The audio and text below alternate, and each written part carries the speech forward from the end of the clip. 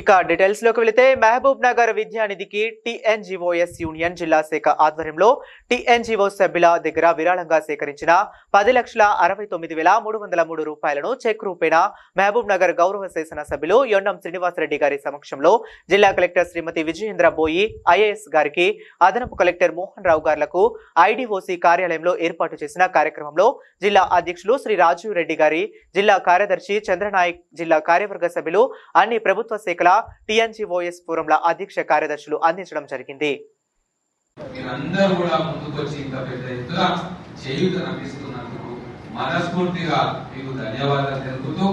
ఈ కార్యక్రమం ఇంత గొప్పగా చేస్తున్న విషయాన్ని తెలంగాణలో ఉన్న మీ మిత్రులకు, మీ కొలీగ్స్ కు, మిగతా అనుబంధ సంఘాలందరికీ కూడా తెలియజేయండి. అక్కడ కూడా ప్రజాప్రతినిధులు ఏమన్నా ముందరికి వచ్చి ఆర్గనైజ్ చేస్తే వాళ్ళు కూడా ముందుకు వచ్చి ఇచ్చేటట్టుగా,